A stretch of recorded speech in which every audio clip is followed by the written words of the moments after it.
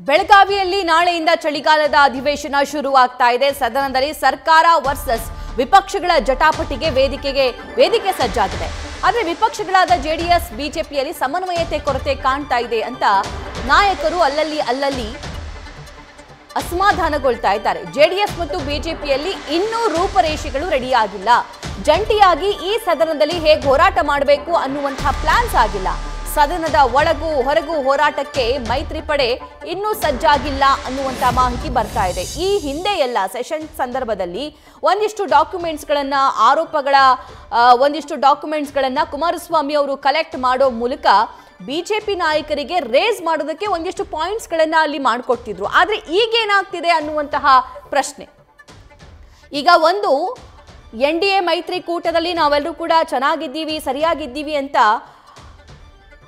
High level ನಾಯಕರಲ್ಲಿ ಮಾತುಕತೆ ಆದರೆ ಸಾಲದು. ಪ್ರತಿಯೊಬ್ಬ ಶಾಸಕರು, ಅದು JDS ಶಾಸಕರಾಗಿರಬಹುದು ಮತ್ತು ಬಿಜೆಪಿಯ ಶಾಸಕರಾಗಿರಬಹುದು, ಇಬ್ಬರೂ ಕೂಡ ಸಮನ್ವಯತೆಯಿಂದ ಸರ್ಕಾರದ ವಿರುದ್ಧ ಜಂಟಿಯಾಗಿ ಹೇಗೆ ಹೋರಾಟ ಮಾಡಬೇಕು ಅನ್ನುವಂತಹ ಸಿದ್ಧತೆಯನ್ನ, ರೂಪರೇಷೆಯನ್ನ, ಪ್ಲಾನ್ ರೆಡಿ ಮಾಡ್ಕೋಬೇಕಾಗಿದೆ. ಯಾಕಂದ್ರೆ ಇತ್ತೀಚೆಗಂತೂ ಸಾಲು ಆರೋಪಗಳು ಸರ್ಕಾರದ ವಿರುದ್ಧ ಕೇಳಿ ಬರ್ತಾ ಇರೋದು.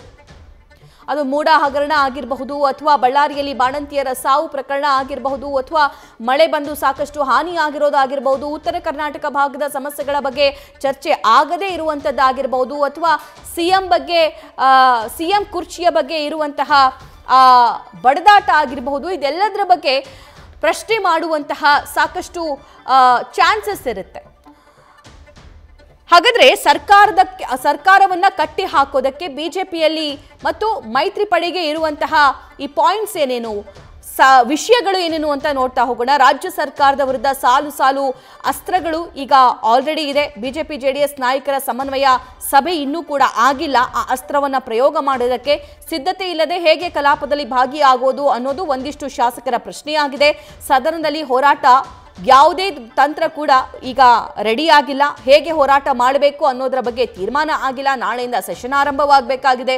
ಉತ್ತರ ಕರ್ನಾಟಕದ ಬಗ್ಗೆ ತಾರತಮ್ಯ ಅಂತ ಅಸಮಾಧಾನ ವ್ಯಕ್ತವಾಗ್ತಾ ಇದೆ. ಆಪ್ತರ ಬಳಿ ಅಸಮಾಧಾನವನ್ನ ಕೆಲ ಶಾಸಕರು ಹೊರಹಾಕಿದ್ದಾರೆ ಅನ್ನೋ ಮಾಹಿತಿ ಲಭ್ಯವಾಗ್ತಾ ಇದೆ. ಹಾಗಾದ್ರೆ ಮೈತ್ರಿ ಪಡೆಗೆ ಇರುವಂತಹ ಅಸ್ತ್ರಗಳು ಯಾವುವು, ಯಾವುದರಿಂದ ಸರ್ಕಾರವನ್ನ ಕಟ್ಟಿ ಹಾಕಬಹುದು ಅಂತ ನೋಡ್ತಾ ಹೋಗೋದಾದ್ರೆ, ಮೂಡ ಹಗರಣ ಕೇವಲ ರಾಜ್ಯದಲ್ಲಿ ಮಾತ್ರವಲ್ಲ, ರಾಷ್ಟ್ರದಲ್ಲಿ ಸದ್ದು ಮಾಡಿದಂತಹ ಹಗರಣ ಇದು.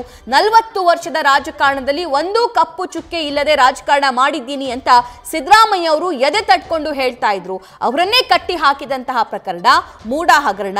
ಇಡಿ ಲೋಕ ಅಸ್ತ್ರ, ಇಡಿ ಅಧಿಕಾರಿಗಳ ತನಿಖೆ ಆಗಿರಬಹುದು, ಲೋಕಾಯುಕ್ತ ತನಿಖೆ ಆಗಿರಬಹುದು, ಆ ತನಿಖೆಗೆ ಸಿದ್ದರಾಮಯ್ಯ ಅವರು ಹಾಜರಾಗಿದ್ದಾಗಿರಬಹುದು. ಇದೆಲ್ಲದರ ಬಗ್ಗೆ ಪ್ರಶ್ನೆ ಮಾಡುವಂತಹ ಎಲ್ಲ ಸಾಧ್ಯತೆಗಳು ಕೂಡ ಇದೆ, ವೇದಿಕೆ ಕೂಡ ಇದೆ. ಆದ್ರೆ ಆ ವೇದಿಕೆಯಲ್ಲಿ ಯಾವೆಲ್ಲ ನಾಯಕರು ಜಂಟಿಯಾಗಿ ಹೋಗ್ತಾರೆ ಅನ್ನೋದೇ ಕನ್ಫ್ಯೂಷನ್. ನ್ಯೂಸ್ ಫಸ್ಟ್, ನಿರ್ಭೀತಿಯಿಂದ ನಿಮ್ಮ ಪರವಾಗಿ.